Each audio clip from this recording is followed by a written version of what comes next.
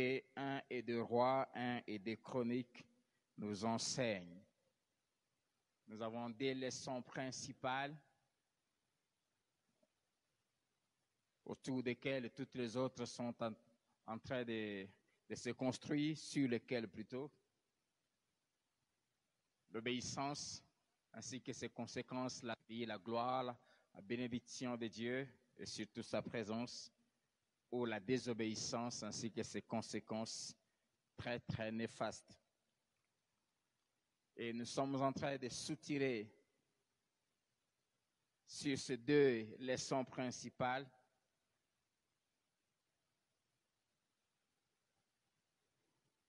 celles qui sont en train de se construire sur elles. Et ce soir, nous allons parler de la 5e leçon, 5e enseignement, que ces 4 livres qui en réalité forment 2, car 1 et 2 Rois formaient un seul livre, et 1 et 2 Chroniques un seul livre. La nécessité d'être un modèle et de suivre des modèles. La nécessité d'être un modèle soi-même, mais aussi de suivre des modèles. C'est la 5e leçon que ces 4 livres nous enseignent. La nécessité d'être un modèle et la nécessité de suivre des modèles. Nous allons lire un peu plusieurs passages tirés de ces 4 livres.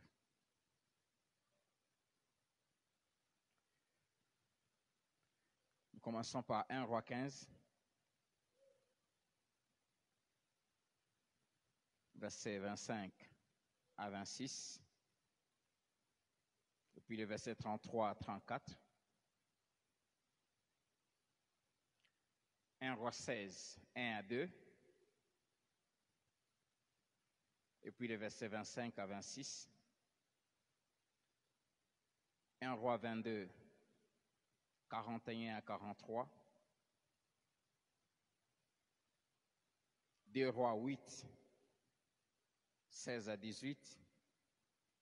2 Rois 8, 16 à 18. Et 26 à 27.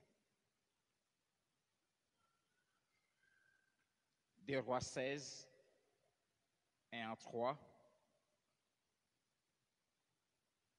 2 Rois 21, 19 à 22. 2 Rois 22, versets 1 à 2. Comme je l'ai dit, plusieurs passages des rois se retrouvent en chronique. C'est pour ça que je n'ai pas pris beaucoup en chronique. J'ai pris juste 4. 2 Chroniques 17, verset 3.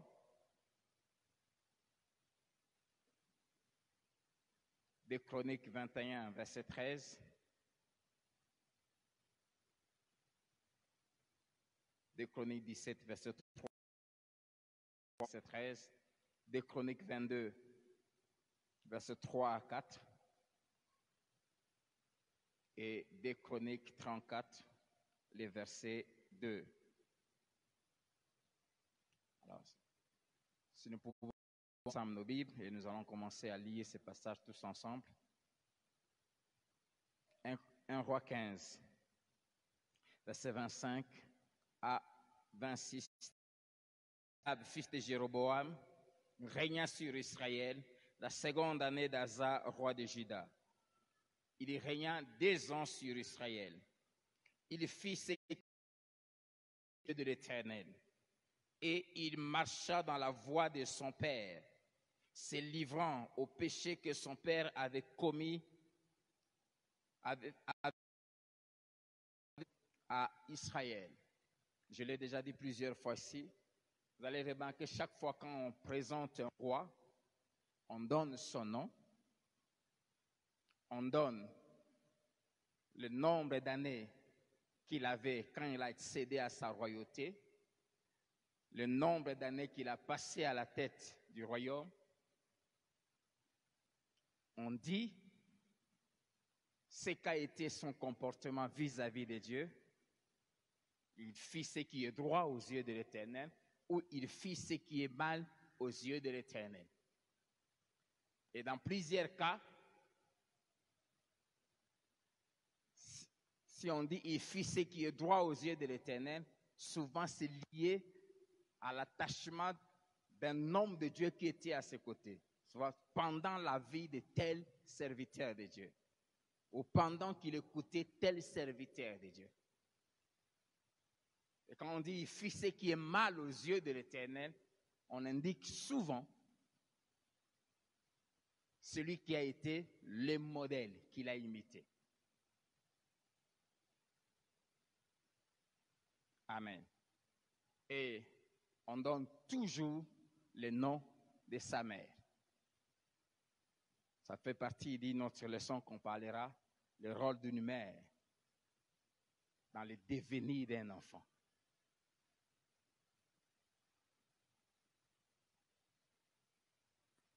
Il fit ce qui est mal aux yeux de l'Éternel, verset 26, et il marcha dans la voie de son père, se livrant au péché que son père avait fait commettre à Israël. Verset 33. La troisième année d'Asa, roi de Juda, Baïcha, roi d'Akija, fils d'Akija plutôt, régna sur tout Israël à Tirsa. Il régna 24 ans. Il fit ce qui est mal aux yeux de l'Éternel. Et il marcha dans la voie de Jéroboam, se livrant au péché que Jéroboam avait fait commettre à Israël. Chapitre 16, versets 1 à 2. La parole de l'Éternel fut ainsi adressée à Jéhu, fils de Hanani, contre Baïcha. Je t'ai élevé de la poussière et je t'ai établi chef de mon peuple d'Israël, parce que tu as marché dans la voie de Jéroboam. Plutôt, mais parce que tu as marché dans la voie de Jéroboam et que tu as fait pécher mon peuple d'Israël pour m'irriter par leur péché. Vous lisez la suite après. Verset 25. Omri fit ce qui est mal aux yeux de l'Éternel, et il agit plus mal que tout ce qui avait été avant lui. Il marcha dans toute la voie de Jéroboam, fils de Nébat, et se livra au péché que Jéroboam avait fait commettre à Israël, irritant par leurs idoles l'Éternel, le Dieu d'Israël. Chapitre 22, 41 à 43.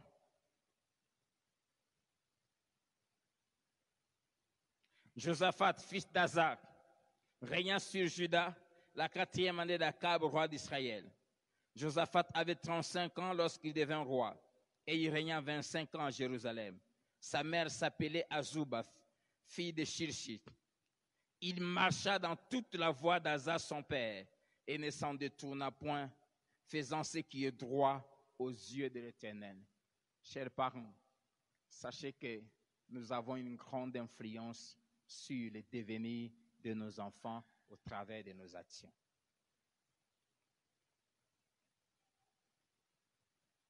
Amen. 2 Rois 8,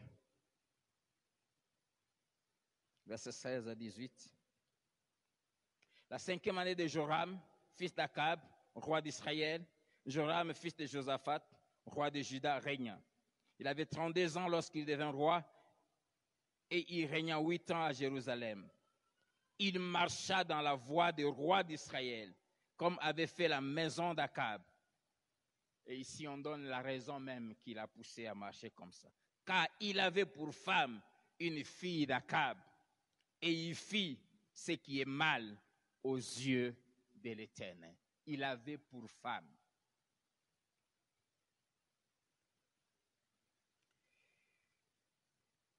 « 26 à 27. Akaz avait 22 ans lorsqu'il devint roi, et il régna 1 an à Jérusalem. Sa mère s'appelait Athalie, fils d'Omri, roi d'Israël. Il marcha dans la voie de la maison d'Akab, et il fit ce qui est mal aux yeux de l'Éternel, comme la maison d'Akab. Car il était allié par mariage à la maison d'Akab. Notre leçon qu'on tirera et qu'on parlera dans les mercredis qui vont venir, c'est l'influence d'une épouse à côté d'un époux et d'un époux à côté. La femme que tu épouses, on l'a tellement parlé, aura une grande influence sur ta vie et sur ton devenir. Jeunes gens, ne jouez jamais avec le choix. Et ça, c'est juste une parenthèse. Quand vous choisissez une femme et un mari, ne vous limitez pas simplement à la personne. Tenez aussi compte de la famille de qui il vient, où elle vient. Amen. Il y a des familles où on n'entre pas. Vraiment, il y a des familles où on n'entre pas. Comme la famille d'Akab. Vous allez voir que tous ceux qui ont été unis avec la famille d'Akab par la voie du mariage, tous ont commis des abominations. C'était une famille, dès que tu entres en contact avec un membre de cette famille, tu t'égares. Et même, un des meilleurs rois de Juda, un des hommes craignant Dieu, a failli détruire sa vie simplement parce qu'il s'était allié par mariage avec une fille de la famille d'Akab. Il y a des familles où on n'entre pas. Il y a des familles qui se sont totalement vendues au diable. Vraiment vendues au diable.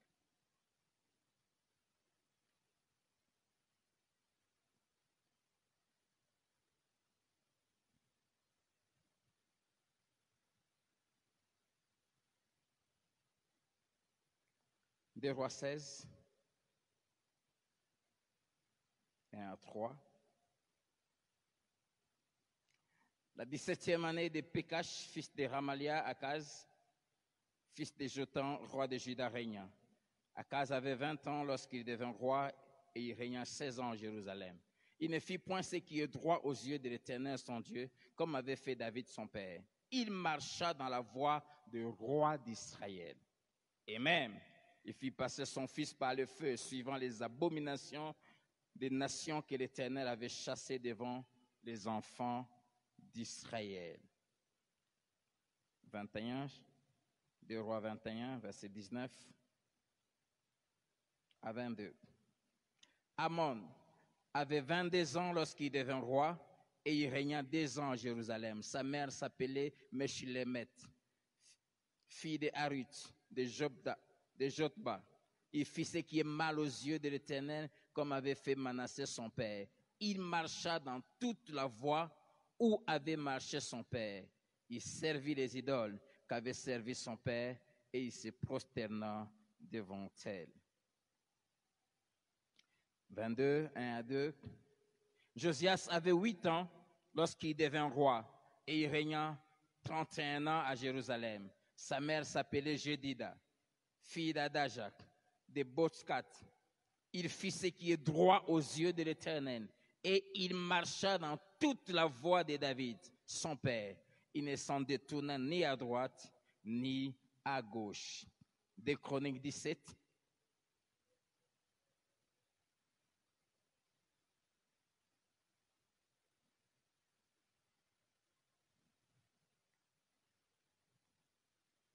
Verset 3. L'Éternel fit avec Josaphat parce qu'il marcha dans les premières voies de David, son père, et qu'il ne rechercha point les Baals. Chapitre 21, verset 13.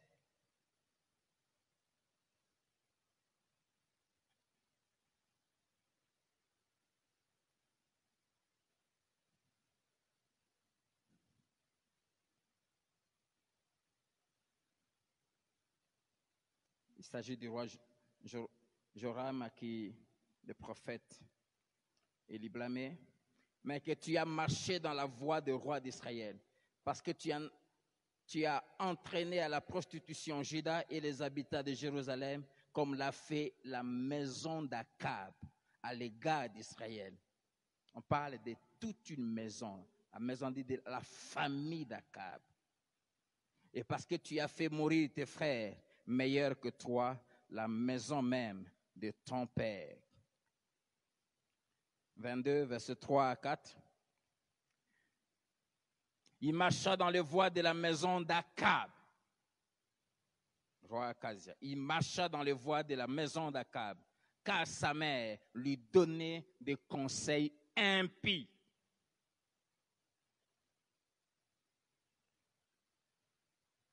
Il fit ce qui est mal aux yeux de l'Éternel, comme la maison d'Akab, où il eut, après la mort de son père, des conseillers pour sa perte. Et 34, verset 2.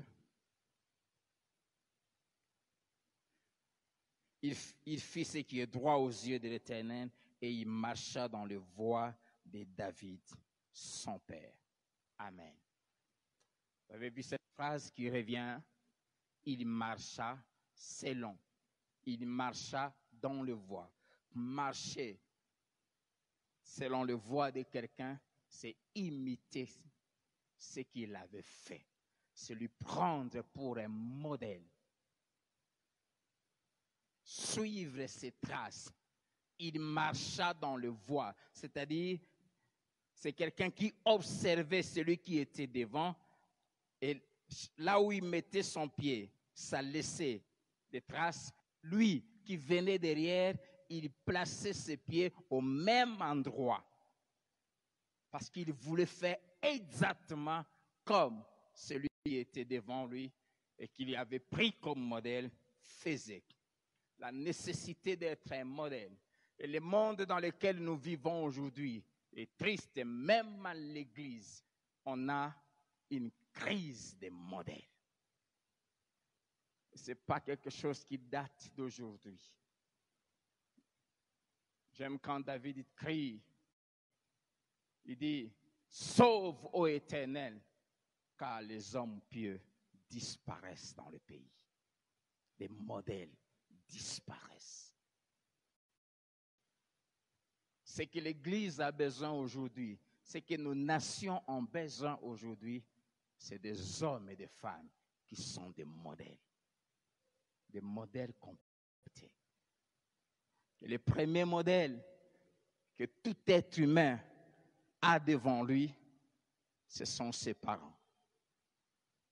Dans le devenir de tout être humain, le rôle des parents est extrêmement important. J'aimerais vraiment nous supplier de veiller sur notre manière d'être, de faire, de parler, être un modèle. Non seulement il faut être un modèle, mais aussi il faut suivre ceux qui sont des modèles. On ne suit pas tout le monde. Amen. On ne suit pas tout le monde. Celui que tu choisis de suivre détermine ce que tu seras demain. Mais aussi, en choisissant de suivre quelqu'un, tu détermines non seulement ton avenir sur terre, mais aussi ta destinée éternelle. La nécessité d'être un modèle et de suivre des modèles. Et vous remarquez, en lisant ces 4 livres, il y a un nom, il y a des noms principaux qui reviennent, qui sont pris comme modèles pendant toute l'histoire du roi. Donc, principalement depuis David, jusqu'à les Assyriens viennent amener Israël en captivité, et aussi que les Babyloniens viennent amener Juda en captivité pendant plusieurs siècles.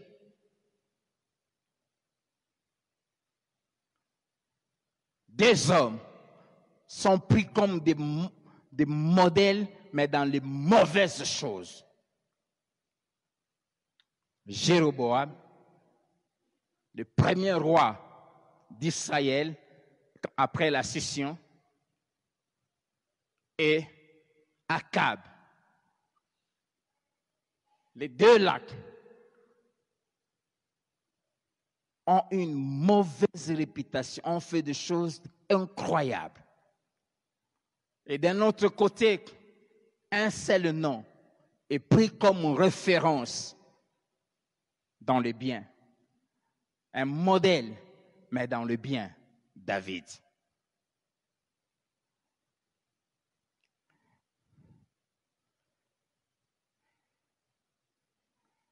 Qu'est-ce que tes enfants retiendront de ta vie après ton séjour sur terre? Qu'est-ce que l'Église retiendra de ta vie après ton séjour sur terre? Nous sommes appelés à passer, mais sans passer. Je ne sais pas si je me fais comprendre. Nous sommes appelés à passer, mais sans passer. Il n'y a pas pire chose dans la vie d'un homme, d'une femme, que d'avoir vécu sur terre pendant plusieurs années et partir sans laisser des traces qui sont des sources de bénédiction pour les autres. Sachez que réussir dans la vie selon Dieu, ce n'est pas avoir des richesses, ce n'est pas avoir des diplômes, ce n'est pas être célèbre. Réussir dans la vie, c'est accomplir la mission que Dieu nous a donnée. Et la mission principale que Dieu a donnée à tout être humain, c'est celle d'être une source de bénédiction pour les autres. Si ta vie n'a pas impacté quelqu'un d'autre dans le bien, tu as été un touriste sur la terre.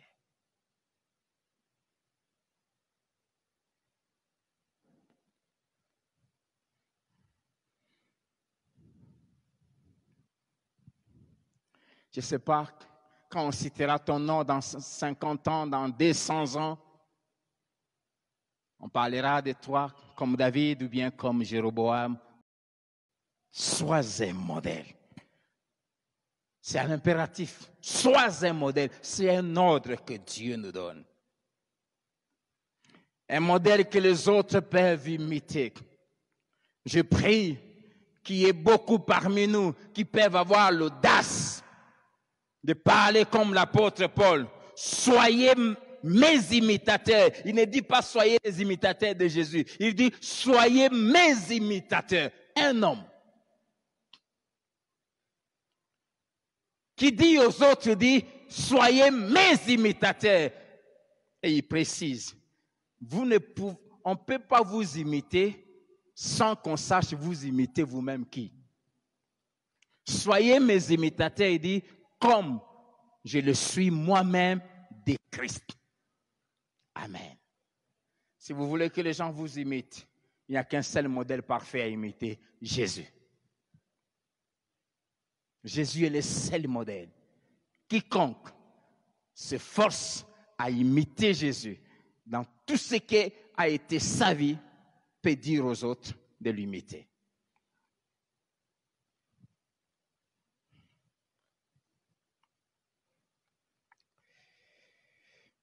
Comment peut-on être un modèle? Premièrement, en faisant des choses devant les autres afin qu'ils nous voient et qu'ils nous imitent demain. Jean chapitre 13.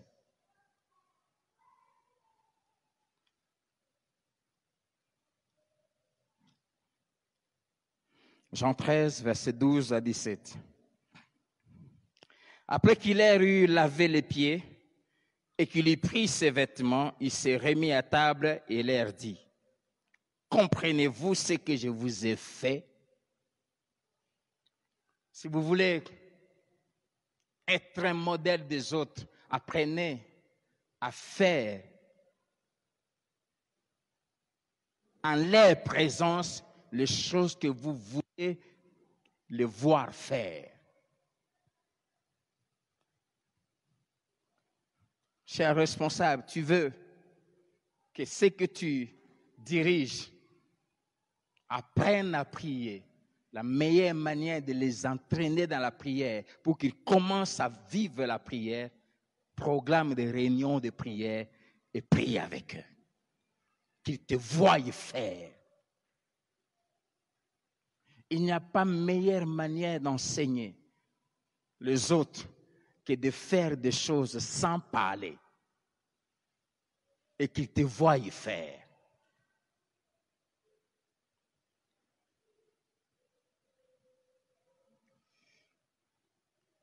Il avait, je crois, 7 ou 8 ans. Je ne sais même pas s'il se rappelle.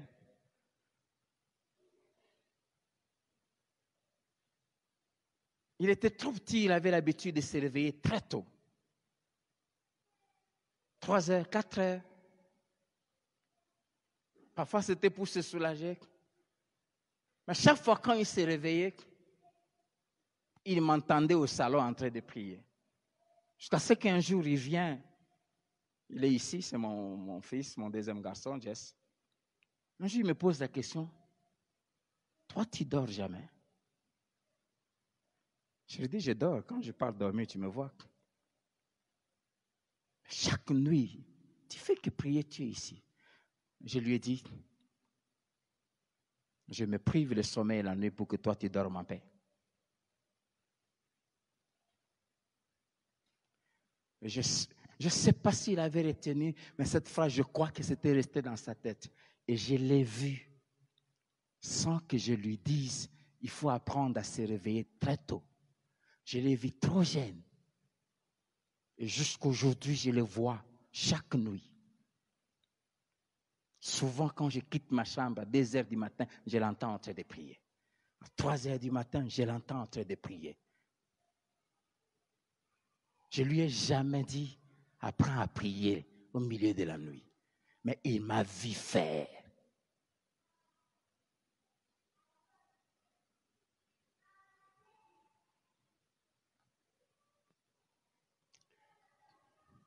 Jean 13.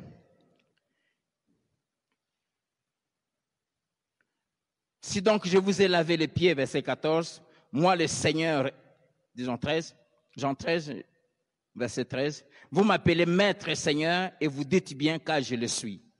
Si donc je vous ai lavé les pieds, moi le Seigneur et le maître, vous devez aussi vous laver les pieds les uns aux autres. Car je vous ai donné un exemple afin que vous fassiez comme je vous ai fait. Je vous ai donné un exemple. La meilleure manière d'être modèle, c'est de faire les choses et que les autres vous voient y faire. Amen. Qu'on vous voit y faire.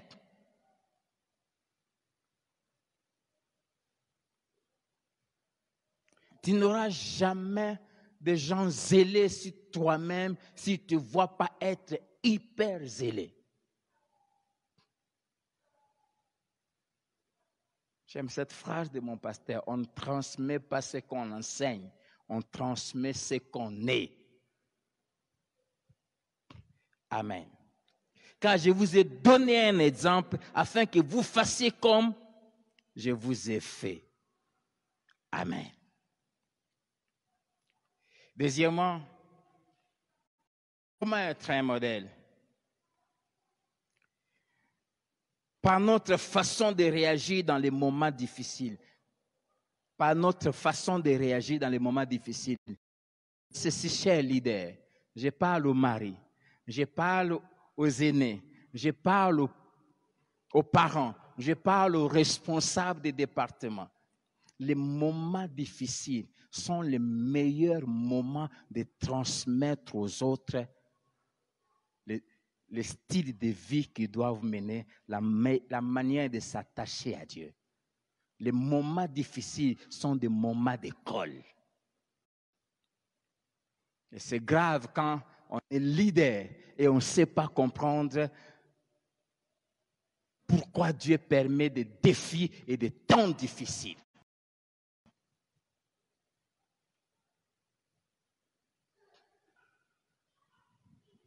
Des temps difficiles, quand ça arrive, c'est des moments où vous êtes appelés à marquer ceux qui sont autour de vous.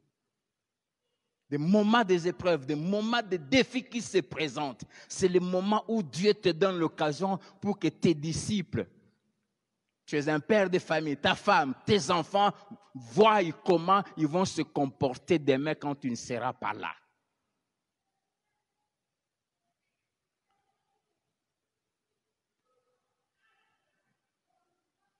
C'est des moments où il faut montrer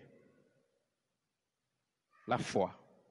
Les moments où il faut montrer la confiance en Dieu. Les moments où il faut montrer la sérénité et la paix dans les cœurs. C'est le moment d'impacter les autres.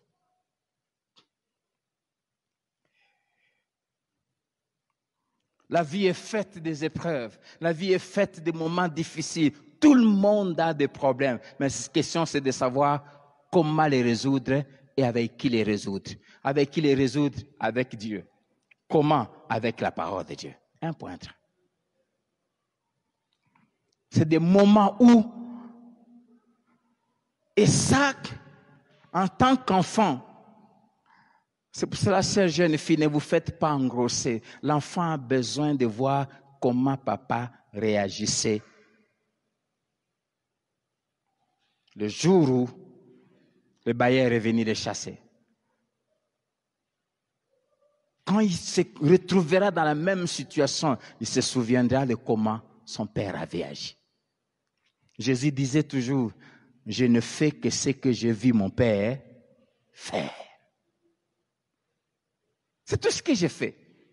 Je ne fais que ce que j'ai vu mon père faire. La sérénité qu'il avait devant des situations difficiles, il a vu ça chez son père. La Bible dit au jour du déluge, l'Éternel était où? Sur son trône. Agité. Sur son trône, il était assis. La position assise, c'est une position d'assurance. Une position de quelqu'un qui est calme, qui maîtrise les événements.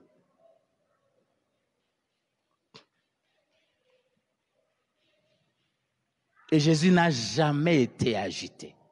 Jamais. Jamais.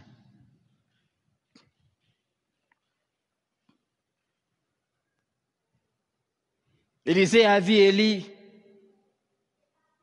réagir, agir devant le Jourdain.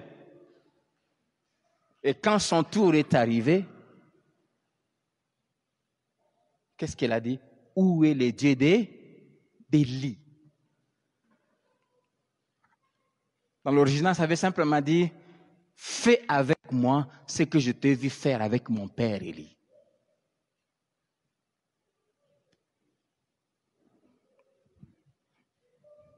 1 Pierre chapitre 2.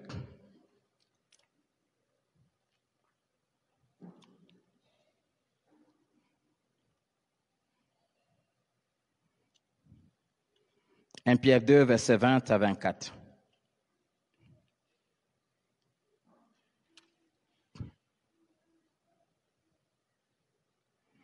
En effet, quelle gloire y a-t-il à supporter de mauvais traitements pour avoir commis des fautes? Mais si vous supportez la souffrance lorsque vous faites ce qui est bien, c'est une grâce devant Dieu. 21. Et c'est à cela que vous avez été appelés, parce que Christ aussi a souffert pour vous, vous laissant un exemple afin que vous suiviez ses traces. Amen. Vous laissant un exemple. Au fait, les épreuves auxquelles Dieu a fait passer Jésus, c'était pas pour Jésus lui-même.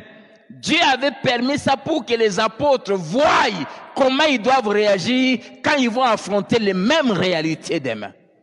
J'aimerais que nous sachions les épreuves de nos vies, les défis de nos vies, les problèmes qui nous arrivent ne sont pas pour nous seulement. Mais c'est pour que nous montrions aux autres demain comment agir. Amen. Il a souffert pour vous laisser un exemple, afin que vous puissiez suivre ses traces. Lui qui n'a point commis de péché, dans la bouche duquel il ne s'est point trouvé de fraude. Lui qui injuriait, ne rendait point d'injure. C'était pour vous dire que demain, quand on va vous injurier à cause de moi, ne réagissez pas. Souvenez-vous que moi, je ne réagissais pas.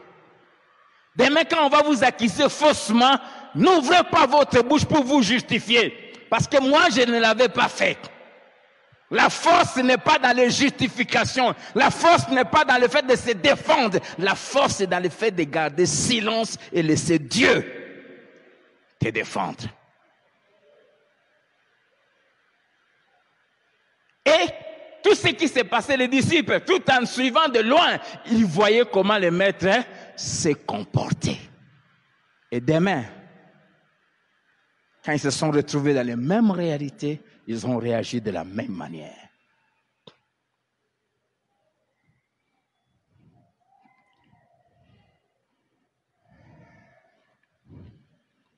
Maltraité ne faisait point de menaces, mais s'en remettait à celui qui juge justement. Quand on va te maltraiter, ne fais pas de menaces. Ne dis pas, vous jouez avec moi? Mon père est général. Hey, si tu fais ça, maudit soit l'homme qui se confie dans l'homme. Jésus avait un père qui a le monde entier dans sa main. Qui avait dans sa main le vide de ceux qui étaient en train de le persécuter. Et quand Pierre a osé faire sortir sur le pays, remets ça. Dès que je suis là, il suffit juste que je dise un mot et mon père m'envoie 12 légions d'anges. Une légion, c'est 6 000. Faites 6 000 fois 12. Alors qu'un seul ange suffit pour régler les choses. Dieu n'aura besoin que d'un ange, pas d'un archange, d'un ange simple pour lier le diable des mains et le jeter dans l'abîme pendant que nous allons régner pendant 1000 ans ici. Un ange. Amen. Il dit, remets ça. Il dit, c'est moi que vous cherchez, je suis là. Pourquoi? Il savait ce qui allait arriver. Il savait la fin des choses. C'est pour ça qu'il est important en tant que leader de connaître là où vous allez. Quand tu sais là où vous allez, tu sais dire à tout le monde, soyez tranquille. Voici ce qui arrivera. Tu es sûr, papa? Oui, soyez tranquille. On est en danger? Non, on n'est pas en danger. Soyez tranquille. Amen. Jacques chapitre 5, versets 10 à 11. Jacques 5, 10 à 11. Prenez mes frères pour modèle de souffrance et de patience les prophètes qui ont parlé au nom du Seigneur. Voici, nous disons bienheureux ceux qui ont souffert patiemment. Vous avez entendu parler de la patience de Job et vous avez vu la fin que le Seigneur lui accorda. Car le Seigneur est plein de miséricorde et de compassion. Amen. Prenez pour modèle la nécessité d'être un modèle, mais aussi de suivre des modèles. S'il faut imiter quelqu'un dans la marche avec Dieu, un des éléments qu'il faut considérer, comment il se comporte quand il passe par des moments difficiles. Des modèles. Ce sont des gens qui manifestent Dieu quand tout est noir. Quand tout est sombre. Prenez pour modèle les prophètes qui ont souffert pour Dieu. Des gens qui restent fidèles à Dieu quand ça ne marche pas. Des gens qui restent attachés à Dieu quand ça ne marche pas. Des gens qui appliquent la parole quand ça ne marche pas. Qui restent intègres quand la possibilité de prendre est là, mais il sait que je ne peux pas prendre parce que c'est pas à moi. Mais tout en sachant que si je rentre aussi les mains vides, je vais dormir affamé. Prenez pour modèle. On ne met pas n'importe qui. On ne met pas quelqu'un parce qu'il prêche bien. On ne met pas quelqu'un parce qu'il fait des miracles. On ne met pas quelqu'un parce qu'il a une grande église. On ne met pas quelqu'un parce qu'il entraîne des foules. On imite ceux qui savent rester attachés à Dieu quand rien ne marche.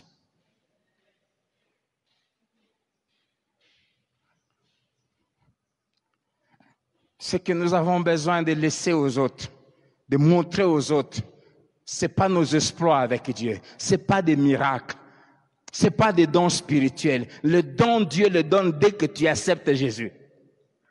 Pendant que tu as encore beaucoup de défauts, beaucoup de péchés, pendant que tu es encore même impérique, tu viens d'accepter Jésus. Mais tu as fixé rendez-vous le soir à Madeleine, à l'hôtel. Mais dès que tu venais d'accepter Jésus, tu as reçu des dons.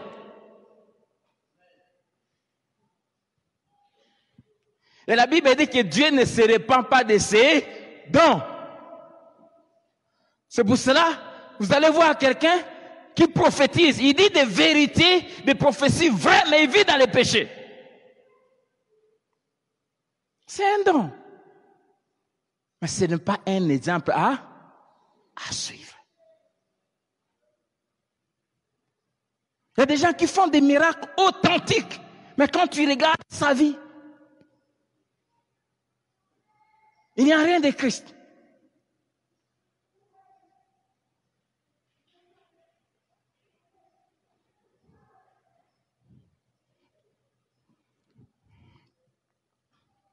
Comment tu réagis?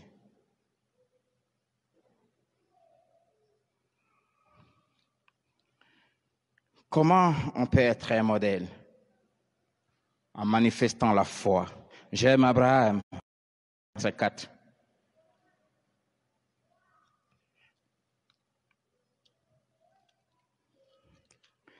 Romains 4, 11 à 18 à 22.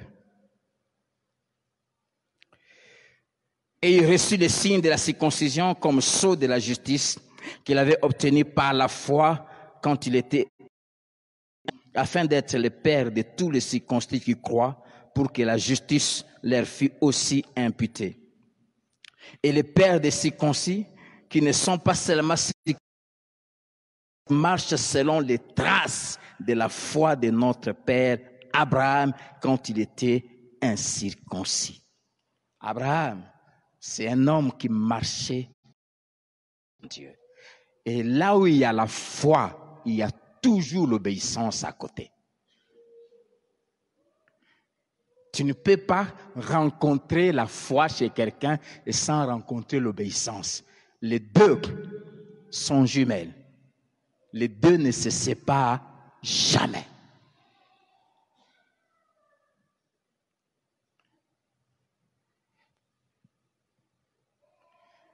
Et comme Abraham, les hommes de foi, ce sont des gens qu'il faut imiter, marcher sur les traces de ces. Il marcha sur le voie d'eux. Nous devons marcher sur le voie d'Abraham. Et le verset 18 à 22, j'aime ce que la Bible dit. Et sans faiblir dans la foi, il ne considéra point que son corps était déjà usé, puisqu'il avait près de 100 ans et que Sarah n'était plus en état d'avoir des enfants. Il ne douta point par incrédulité au sujet de la promesse de Dieu, mais il fut fortifié par la foi, donnant gloire à Dieu, et ayant la pleine conviction que ce qu'il promet, il peut aussi l'accomplir. C'est pourquoi cela lui fit imputer à justice. Amen. Les hommes de foi ne considèrent pas les réalités qui sont devant eux. Il ne considéra point que son corps était déjà usé. Son corps lui disait, il n'y a plus rien à espérer. Mais la parole lui disait que tu auras des enfants. Non seulement un enfant, mais tu seras père d'une multitude. Et chaque fois qu'on l'appelait Abraham, il entendait père d'une multitude. Il ne considéra point. Si tu veux que demain les gens puissent t'imiter, apprends à ne pas considérer les réalités qui sont devant toi. Ce qu'il faut rechercher, c'est d'écouter Dieu. Et dès que Dieu a parlé, accroche-toi à ce qu'il a dit. Amen. J'aime quand tu es un homme, une femme de foi, il arrivera toujours ces deux choses. Quand tu prends position après avoir écouté Dieu, les gens vont te bouder. Les gens vont se retirer de toi. Les gens vont te tacher de tous les maux. Mais si tu tiens ferme, quand ça va s'accomplir, tous ils vont revenir. Ça se fait toujours comme ça. Toujours comme ça. Amen. J'aime l'exemple de Maman Viviane. Le mariage entre le pasteur Dallot et Maman Viviane, le pasteur Dallot venait d'une famille extrêmement pauvre. Maman Viviane venait d'une famille riche. Donc, la nuit et le jour. Et le jour où elle a parlé de son fiancé à ses parents, à sa famille, tout le monde l'a traité de tous les mots. On l'a traité, son fiancé, de tous les mots. On lui a dit, comme tu t'engages dans ces histoires, avec un monsieur comme ça, vas-y, on verra, on va te voir comment tu vas souffrir. Elle avait simplement dit, vous verrez ce que Dieu fera avec ce Roland que vous avez rejeté. Aujourd'hui, tout ce qu'il avait repoussé, les regardant de loin, tous se sont revenus. Si tu es un homme, une femme de foi, quand tu prends position, on te voit pour un fou, tout le monde te rejette, reste tranquille. Bakozonga. Amen. Bakozonga. Ils reviendront quand? Quand ils verront. Alléluia. Quand Joseph a raconté à son père et à ses frères le songe qu'il voyait, tout le monde a fait quoi? On a même voulu le tuer. Mais quand les songes se sont accomplis, tout le monde est... Ça se passe toujours comme ça. Amen. Toujours comme ça. C'est-à-dire, si tu veux être un modèle, apprends et prépare-toi à être un homme, une femme solitaire. Le temps où tu reçois la parole de Dieu, tu la mets à la connaissance des autres. Jusqu'à ce qu'elle s'accomplisse, tu seras seul. Amen. Tu seras seul. On te regardera de loin. Mais quand ça va s'accomplir, mais pour que ça s'accomplisse, il faut que tu tiennes ferme. C'est là où il y a le problème avec beaucoup de chrétiens. Si tu veux être un modèle, ne sois pas un homme qui vit pour plaire aux gens. Ne sois pas une femme qui fait des choses, qui veut toujours tenir compte de ce que monsieur tout le monde va dire. Qu'est-ce que tu penses? Je voulais faire ça. Tu penses quoi? Tu penses quoi? J'aimerais que tu te mettes en tête. Il y aura même parfois, tu peux venir à mon bureau, tout spirituel que je suis, et je tape à côté, je te dis, non. Si tu avais bien entendu Dieu, vas-y. Je serai parmi ceux qui reviendront te dire,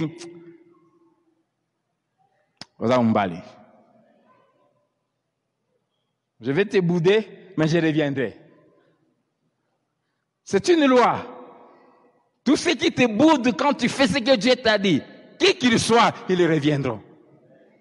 Amen. Ils reviendront.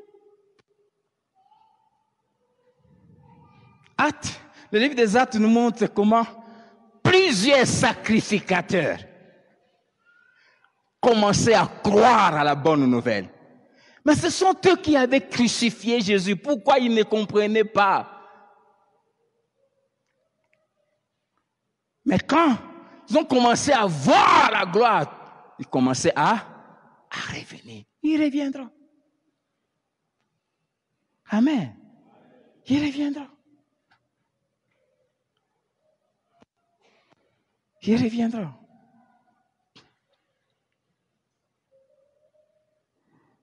Un jour, le pasteur Sadalo me parlait, il dit, tu sais, quand j'avais dit à tel, en telle réunion que tu pars à Lubumbashi, tel a dit,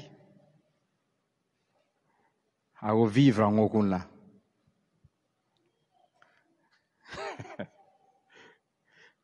Il m'avait dit ça.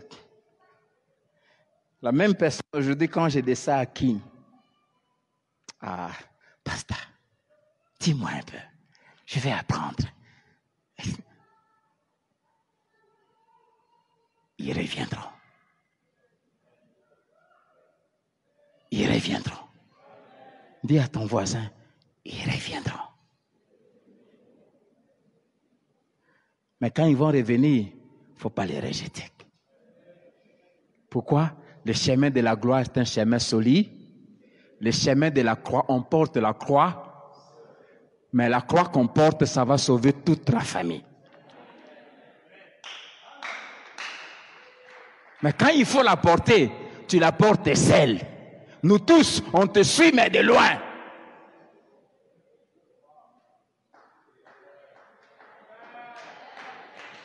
Nous tous, on ne veut pas souffrir avec toi. Quand on vient, toi aussi. Toi, tu es son frère, non? Hey! Pas moi. Pas moi, hey! Il a cherché ses choses, c'est lui-même. C'est son affaire. Mais j'aimerais te dire, ils reviendront.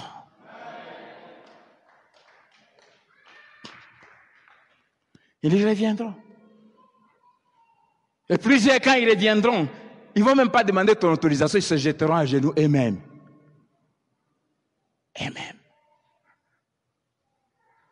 Même ta femme peut te repousser, comme la femme de Job. Je crois que quand Dieu avait agi, la femme de Job, c'était chaque nuit qu'elle disait, chérie, pardonne-moi. Oh, j'étais déjà pardonné. Le lendemain, chérie, pardonne-moi. Et si tu étais mort quand je t'avais dit, tais-toi. Tu es ferme. Le Dieu des cieux, il ne ment jamais. Jamais. Tata wana, ah, nalela est fort. Viens wana. Viens wana. Viens wana. Viens wana. Azama yele. Viens wana. Quand il te dit, je te bénirai, sois tranquille. Quand il parle, ce qu'il faut chercher, c'est qu'il ouvre sa bouche. Bouscule-lui qu'il ouvre sa bouche. Quand il reste silencieux, c'est pas trop bon. Il faut qu'il parle. Pousse-lui à parler. Et dès qu'il parle, prends toute ton énergie et accroche-toi. Ça, c'est la première chose. La deuxième chose, bouge tes oreilles. N'écoute plus ce qu'on peut dire. Bouge tes oreilles. La troisième chose, fixe tes yeux sur lui et sur lui seul. La quatrième chose, ferme ta bouche et garde silence.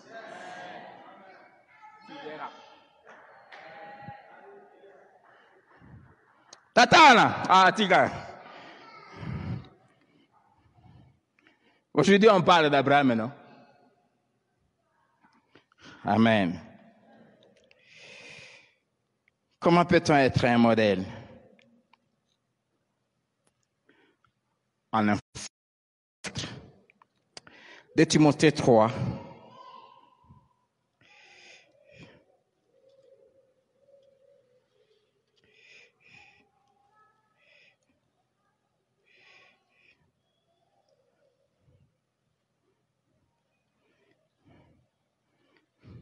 De Timothée 3, verset 10 à 12.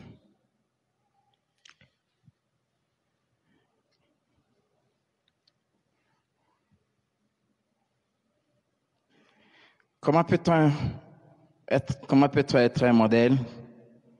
Quatrièmement, en étant vraiment un leader qui influence les autres. C'est comme si je me répétais, mais vous allez comprendre que ce n'est pas vraiment ça. Pour toi, tu as suivi de près mon enseignement, ma conduite, mes solutions, ma foi, ma douceur, ma charité ou mon amour, ma constance, mes persécutions, mes souffrances. À quelle souffrance n'ai-je pas été exposé à Antioche, à Icône, à Lystre?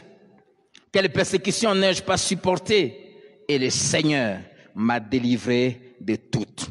Or, tous ceux qui veulent vivre pieusement en Jésus-Christ seront persécutés. Si tu veux être un modèle, prends le temps d'observer parmi les gens que Dieu met autour de toi,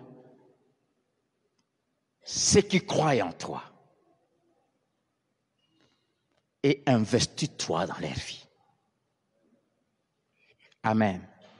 Vous savez, ça je parle dans le cadre d'un ministère, mais les principes de leadership sont des principes qui s'appliquent dans tous les domaines et qui sont bibliques. Le ministère de Jésus est réparti en 3 étapes. La première année, c'était une année où il voulait se révéler. Et il passait 90% de son temps avec les foules. Et pendant ce temps-là, c'était plus les miracles, les prodiges, des choses qui devaient attirer l'attention. Et il n'enseignait pas beaucoup. 10% c'était l'enseignement et 10% de son temps il est passé avec les disciples. Avec les disciples c'était plus pour les paraboles qu'il disait en public. La deuxième année, même une année et demie, donc la deuxième partie, ça a pris 18 mois au moins, c'était l'inverse. Il passait 70 à 80% de son temps avec les disciples et 30% de son temps ou 20% avec les foules.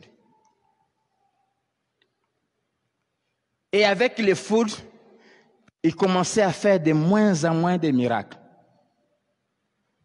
Mais plus il enseignait. Plus il enseignait. Et avec les disciples, ce n'était pas des miracles, c'était enseignement sur enseignement. Et les 6 derniers mois, surtout les 3 derniers mois, il avait presque totalement disparu des foules. On ne le voyait plus. C'était simplement avec les 12. Amen. Simplement avec eux. Parce qu'il fallait préparer ceux à qui il allait laisser les ministères. Et ceux-là devaient être avec lui à tout moment pour apprendre de lui, dans sa manière de parler, d'agir, même dans son silence, même quand il dort, même quand il reste tranquille. Tout ça, c'était des enseignements. Et ça, on ne le fait pas avec tout le monde. On le fait avec ceux qui croient en toi. Amen. Amen. C'est pour ça que quand on est un vrai leader, on n'embrasse pas tout. Il y a un moment où on veut que tout le monde sache où on va. Et quand des gens se dessinent, on commence à petit se retirer. On commence à beaucoup plus laisser de choses aux autres. Et on commence à se focaliser sur l'essentiel. Et surtout, apprendre ce qu'on est et mettre ça dans les vies de ceux qui doivent reproduire ce qu'on est.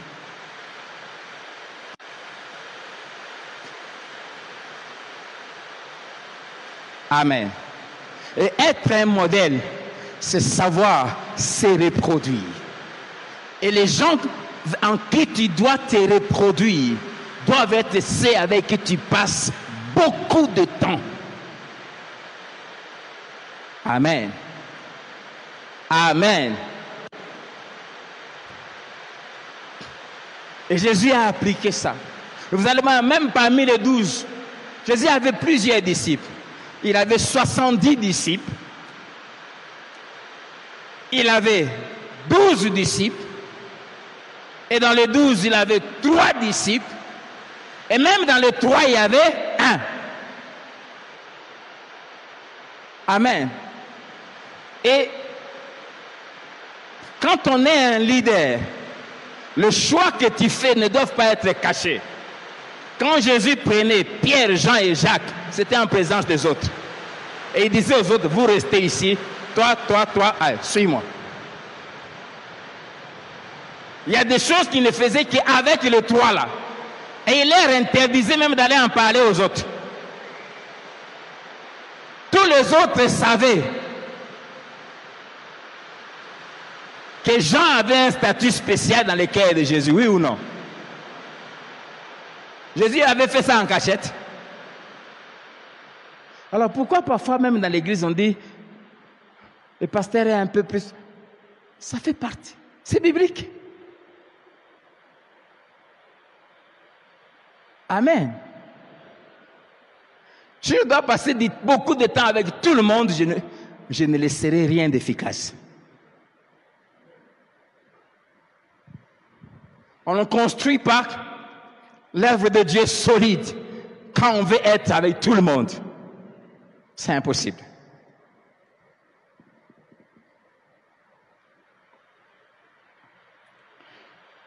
Moi, je m'investirai dans la vie des gens en qui je vais me multiplier et ils se multiplieront en vous. C'est comme ça. Le pasteur Dallot ne vit pas avec vous, n'est-ce pas? Mais il vit avec vous. Vous entendez Dallot, maintenant là.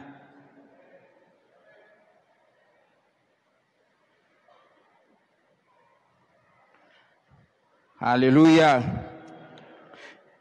Et Timothée était parmi les fils en qui Paul s'est investi. Il dit, pour toi, tu as suivi de près mon enseignement.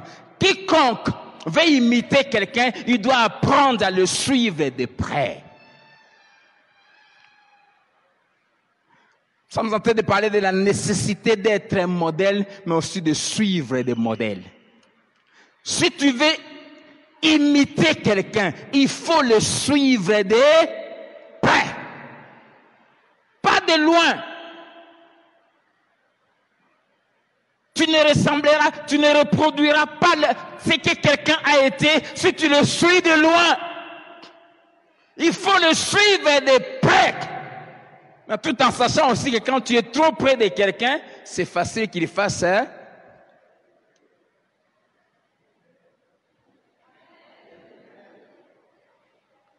Amen. Celui qui est loin, on va lui dire, appelle-le. Mais toi là, on n'a pas le temps de dire appelle. Hein? Si tu ne veux pas ça, tu ne deviendras jamais ce que tu rêves de devenir. Amen. Tu as suivi de près quoi? Il dit, mon enseignement. La première chose qu'on cherche à imiter chez quelqu'un, c'est ce qui sort de sa bouche. Car de l'abondance du cœur, c'est la bouche parle. Si tu veux connaître le cœur de quelqu'un, écoute ce qu'il dit. J'oublie jamais. Philadelphie venait de commencer et je viens à Philadelphie. C'est dimanche, premier dimanche quand j'arrive. Philadelphie venait à peine de commencer. J'arrive à la porte, je dis, Seigneur, si tu me veux ici, et au pied de cet homme, parle à lui de moi. Il s'est passé, je crois, 3 ou 4 dimanches. Pendant qu'il prêchait du haut de la chair, il arrive à la fin de son message, il demande à toute l'église de se mettre à genoux. On se met tous à genoux. On était assis, moi et ma femme, au fond. C'était à l'époque, il y avait des bancs, au dernier banc. Nous tous à genoux en pleine prière. Je ne sais même pas quand est-ce qu'il avait quitté la chair, traversé l'église pour arriver au fond. J'attends seulement une main sur ma tête. J'ouvre les yeux, je regarde. C'était lui. C'est des mains sur nos têtes. Et il me dit, j'ai lutté durant toute ma prédication, j'ai failli te faire venir devant. Pendant que je prêchais, Dieu me parlait de toi. Il dit, permettez que je prie pour vous. Je dis, oui, pasteur. Quand il termine, il dit, suivez-moi au bureau. Quand on le suit au bureau, il me dit, les mardis, j'étais en train de prier. Chez moi à la maison. J'ai une vision, je t'ai vu montant sur une échelle. Il y avait 10 étages. 10 escaliers plutôt. Tu étais au premier, tu as mis un pied sur le deuxième. Et un autre pied restait sur le premier. Et le Seigneur me dit, tu vois là où il va? C'est à toi de l'amener là-bas. Et il va me dire, Dieu m'a dit ça. Les vraies prophéties viennent toujours confirmer ce que Dieu t'a déjà dit. Donc il m'a dit en détail tout ce que Dieu m'avait dit. Puis il me dit, viens mardi chez moi à la maison. Après notre entretien de mardi, pendant 2 heures chez lui à la maison, quand je suis rentré, le Seigneur a daté d'aujourd'hui. Chaque jour, écoute minimum une de ses prédications. Et c'est ce que j'ai fait jusqu'aujourd'hui. Chaque jour. En écoutant, Dieu prend ce qui est dans son cœur et il est de. Tu as suivi de près mon enseignement. Ça, je dis souvent, pour moi, les vrais membres, ce sont vous qui venez ici les mercredis. Quand quelqu'un veut être comme toi, il suit près. Pas de loin, de près. Ce que tu dis. Tu as suivi de près mon enseignement. Ma conduite. Pour voir la conduite de quelqu'un. C'est pour cela, quand tu es tout le temps avec quelqu'un, tu te retrouveras dans sa voiture. Et comme Dieu veut, quand Dieu veut enseigner, Dieu permettra que tu... Et ça me choque toujours quand je vois, surtout les matins, quand on amène les enfants à l'école, comment des parents brûlent le feu rouge avec les enfants à côté. Comment les parents dévient les autres, garent mal avec les enfants à côté. Tu es en train de leur enseigner comment ils doivent conduire. Je te vois faire. Tu as suivi de près ma conduite. La Bible dit, soyez saints dans toute votre conduite. Qui dit conduite dit manière d'être, de faire, de réagir, d'agir, de se comporter de quelqu'un. Et pour vraiment le ressembler, il faut être vraiment collé avec lui. Il faut être avec lui partout. Tu verras comment il réagit. Débarque chez lui à la maison. Tu verras comment il parle. Sois avec lui dans sa voiture. Tu verras comment il se comporte quand le roulage l'arrête. Tu as suivi de près ma conduite. De près. Vraiment de près. Tu peux te dire, disciple de quelqu'un, tu es toujours là, distant.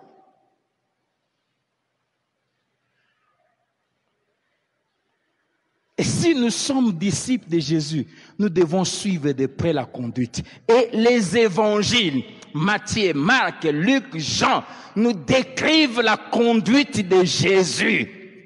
Dieu nous a donné les évangiles pour nous montrer comment Jésus se conduisait. Amen. Les épîtres expliquent les paroles de Jésus. Mais les évangiles nous présentent comment Jésus se comportait, comment Jésus réagissait face aux accusations, comment Jésus parlait, comment Jésus traitait les gens.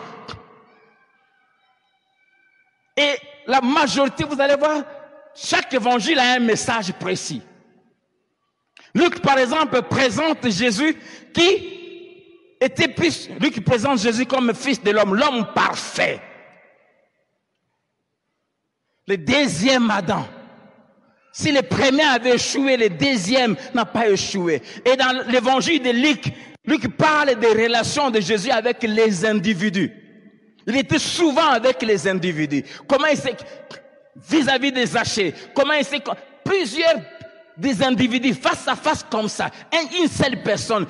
Quand tu suis Jésus, si tu aspires à être prédicateur, pasteur, maîtrise les évangiles, tu verras que aux yeux de Jésus, il accordait de l'importance aux foules, il accordait de l'importance aux individus. Amen. Quand il faut sauver une seule personne, il reste là. Et si tu veux être un bon serviteur selon Jésus, tu remarqueras la vie de Jésus. Il a passé plus avec les pauvres qu'avec les gens importants de la société. Tu as suivi de près ma conduite. On n'imite pas quelqu'un qu'on ne connaît pas bien.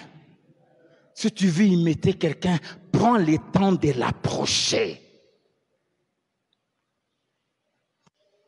Tu vas découvrir ses points forts, ses points faibles. Ce qui est positif chez un disciple, c'est que le disciple est appelé à être 2 fois plus meilleur que son maître. Pourquoi? Parce que le disciple apprend du maître de ses points forts, mais aussi de ses points faibles pour le corriger demain.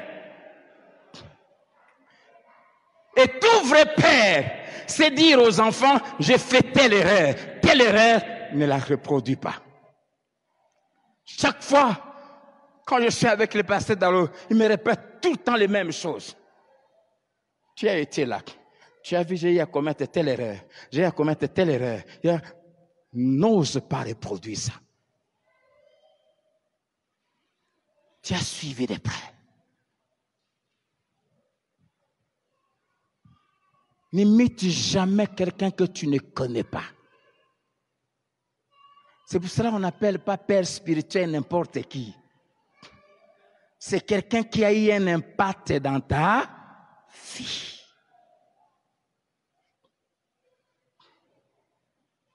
Ma conduite. J'aimerais te demander quelle est ta conduite. Est-ce que tu es imitable?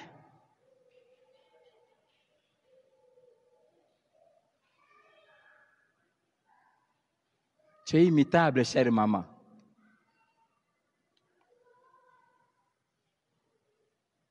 Tu dors jusqu'à 10 heures. Est-ce que tu es imitable?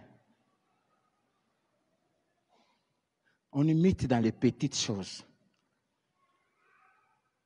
Tu te laves toujours une fois le jour et le soir. Tu es imitable.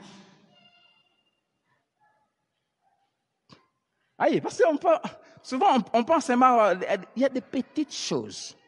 Ma conduite. Tu as suivi de près ma conduite. Tu as suivi de près, il dit, ma constance. Comment j'ai toujours été ferme face à l'épreuve, face aux difficultés, face aux pressions. Je n'ai jamais cédé. Tu as suivi de près mes résolutions, mes décisions, ma foi, ma douceur.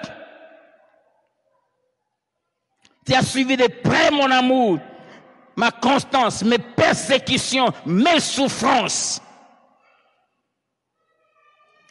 C'est pour cela, quand on est leader, Dieu t'exposera dans toutes sortes de situations et permettra toutes sortes de situations parce que tu es une université où les autres viennent à apprendre.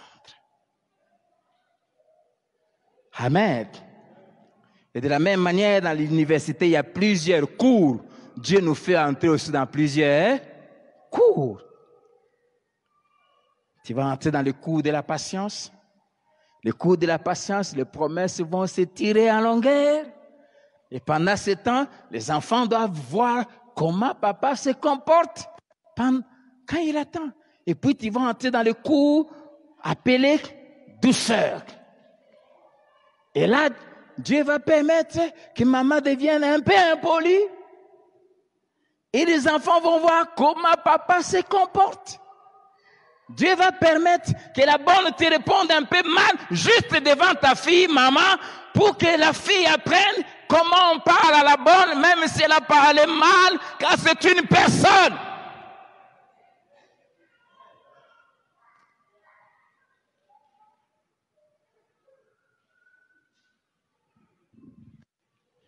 Dieu va te faire entrer dans l'école du contentement pour que les enfants voient comment papa se comporte quand on a peur. Et puis, cours après cours. Et n'oublie jamais, après chaque cours, il y a un terreau. Il y a un examen. Et Dieu fait pareil. Mais seulement les examens de Dieu ne se font pas dans une classe close. C'est en présence de tes élèves, qui sont tes enfants, qui sont nous, qui sont avec toi au département. Et nous sommes là en train de voir comment le chef se comporte. Et là, on va t'applaudir dans ton titre de chef.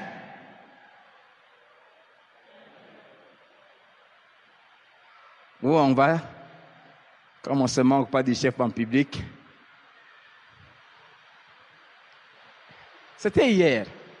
J'ai pris les enfants à l'école, on rentrait.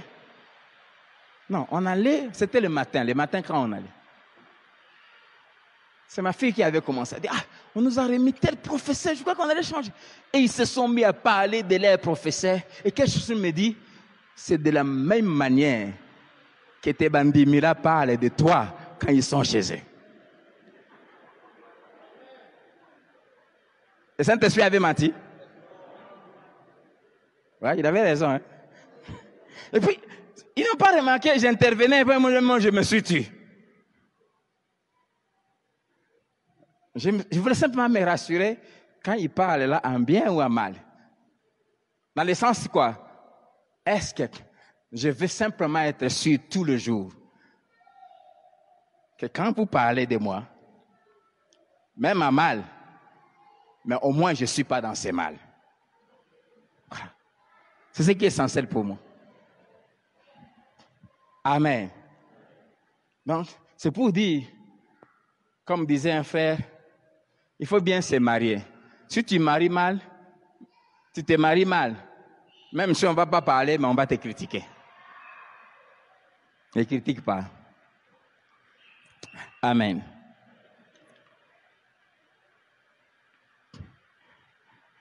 Il faut influencer. Il faut toujours savoir, dans chaque manière d'agir, dans chaque comportement, il y a des gens qui sont en train de te suivre. Tout responsable doit toujours se mettre en tête qu'il y a des gens qui te suivent, qui veulent voir comment tu réagis dans chaque situation, dans chaque réalité de la vie. Mais aussi, si tu veux suivre quelqu'un, il faut être très, très près de lui.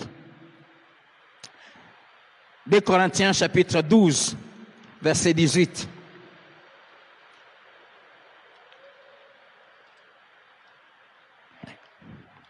De Corinthiens 12, verset 18.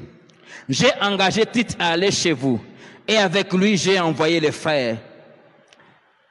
Est-ce que Tite a exigé quelque chose de vous? N'avons-nous pas marché dans le même esprit, sur les mêmes traces?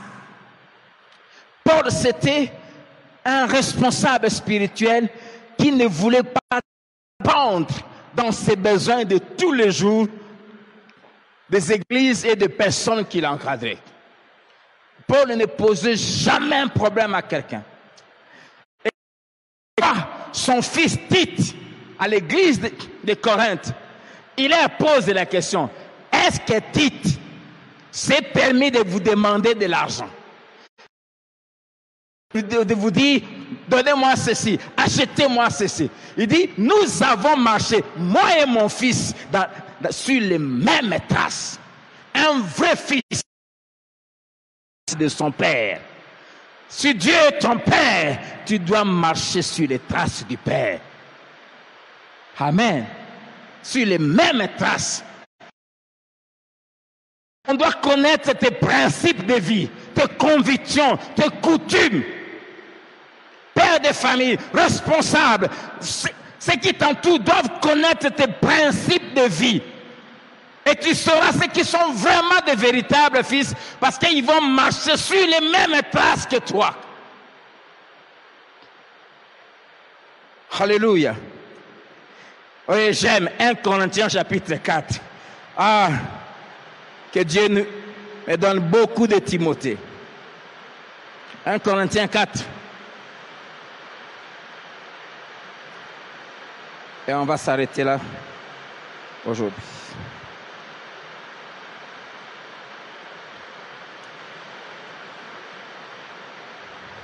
Verset 17. Pour cela, je vous ai envoyé Timothée, qui est mon enfant bien-aimé. Et c'est avec raison que Paul parle de lui comme ça, parce que Timothée suivait de près la vie de Paul, qui est mon enfant bien-aimé et fidèle dans le Seigneur. Il vous rappellera quelles sont mes voies en Christ, quelle est la manière dont j'enseigne dans toutes les églises. Il va vous rappeler mes voies, ma manière de marcher, ma manière d'agir, ma manière de se comporter, ma manière. Timothée va vous le dire. Paul n'avait pas écrit une lettre, va leur dire ceci, va leur dire ceci. Il dit simplement, Timothée va vous rappeler la manière dont je marche. Pourquoi? Parce qu'il me connaît à fond. Il sait ce que j'aime, ce que je n'aime pas. Il sait ce que je tolère, ce que je ne tolère pas. Il sait ce que j'accepte, ce que... Il me connaît. Quelles sont mes voies et ce que j'enseigne. Timothée sait ce que j'enseigne. Ce qui veut dire qu'il enseigne comme j'enseigne. Amen. Vous ne pouvez pas avoir un père qui parle de la sainteté et toi tu vas parler de... Bon, l'essentiel c'est que tu as accepté Jésus, Dieu nous comprend.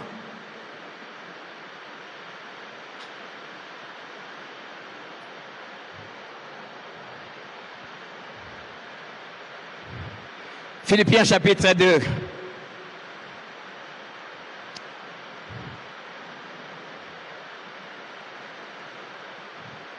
Philippiens 2, verset 19 à 23. Toujours Timothée. J'espère dans le Seigneur Jésus vous envoyer bientôt Timothée, afin d'être encouragé moi-même en apprenant ce qui vous concerne. Car je n'ai personne ici qui partage mes sentiments pour prendre sincèrement à cœur votre situation. Tous, en effet, cherchent leurs propres intérêts et non ceux de Jésus-Christ. Vous savez qu'il a été mis à l'épreuve en se consacrant au service de l'Évangile avec moi comme un enfant avec son père. J'espère donc vous l'envoyer dès que j'apercevrai l'issue de l'état où je suis. Amen.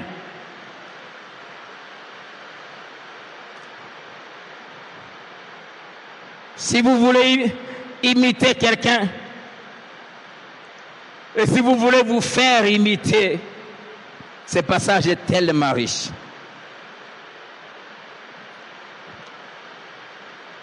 Le vrai fils, le vrai fille dans la foi ne vous abandonneront jamais. Jamais. Paul dit, je suis seul, il était en prison. Tous m'ont abandonné, sauf lui. Un vrai fils ne trahit jamais son père. C'est pour cela que Dieu n'avait pas envoyé l'ange Gabriel ou Michael. Il a envoyé son fils. Écoutez les témoignages qu'il rend de lui. Celui-ci est mon fils bien-aimé, en qui j'ai mis quoi? Toute mon affection. Il voulait dire, lui, si Adam m'a trahi, si Moïse m'a trahi un jour, il a frappé au lieu de parler. Si tous les autres m'ont trahi, lui, jamais.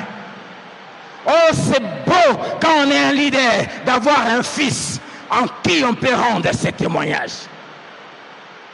Il n'y a pas pire chose que trahir un père. Lui, jamais. Jamais. Quoi que je devienne, même quand on deviendra 1 million ici, Dalo restera père. Je ne ferai jamais quelque chose sans son accord. Jamais. Jamais. Lui. Deuxièmement, un vrai fils partage les sentiments de son père. Je n'ai personne qui partage mes sentiments. Ce qui veut dire quoi? Un vrai fils, c'est un intime. Timothée connaissait même les sentiments. Il savait quand Paul est content, quand il est dérangé, quand il est triste. Il savait. Pourquoi? Parce qu'il était toujours près de lui. Amen. Si vous voulez imiter quelqu'un, soyez trop près de lui.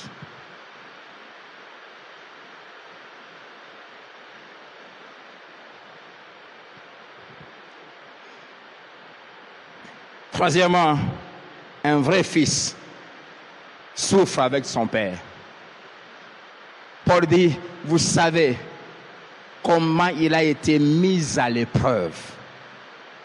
Il a été testé. Testé. Dans l'église aujourd'hui, les gens aiment qu'on leur confie des responsabilités sans qu'ils prouvent qu'ils sont dignes de confiance. Ça ne se fait pas. Même Jésus n'a pas échappé à ce principe d'être testé. Vous savez ça? Quand Jésus est venu, avant de commencer le ministère, écoutez ce que la Bible dit, il fut conduit par l'Esprit. Le Saint-Esprit l'a pris, il dit, mon cher, je paraphrase.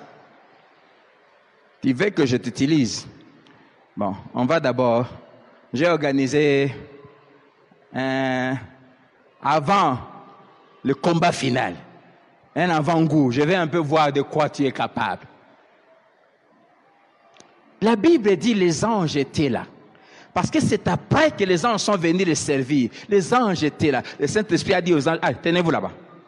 Laissez-lui seul, face à face avec le diable. 40 jours, 40 nuits de tentation, seul à seul. Si tu veux que Dieu t'utilise, il créera des situations où il dit à tous les anges, tenez-vous là-bas. Il dit au pasteur, ne le visite pas, tiens-toi là-bas. Il dit à tout le monde, tenez-vous là-bas. Et il dit à tous les démons, allez-y. Et lui-même là, assis, il te regarde. Tu pries, tu gênes, rien. Personne n'intervient. Personne ne te secoue. Personne ne te pose la question, est-ce que ça va? Tout le monde t'ignore. Mais le diable a simplement l'ordre de ne pas te tuer. Il faut prouver qu'on peut te faire confiance. Amen. Est-ce qu'on peut te faire confiance? Ne laisse jamais quelqu'un qui n'est pas prêt à souffrir avec toi te suivre. D'ailleurs, il est écrit, si nous souffrons avec lui, nous régnerons avec lui. Il y a des gens qui aiment régner sans souffrir. Ils ont atteint. On programme ici semaine de prière, tu viens pas, tu ne gênes pas avec nous. Pendant que Tozo Mississa pour que Philadelphie cola, toi tu es là en train de nous regarder de loin. Et demain tu veux qu'on te mette ici, pasteur, tu as souffert avec nous. Que Dieu vous bénisse.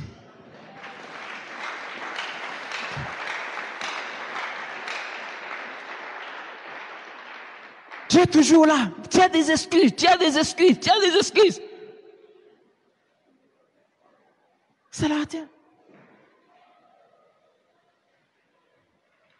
La nécessité d'être un modèle. Je nous en supplie, soyons des modèles. Vous savez,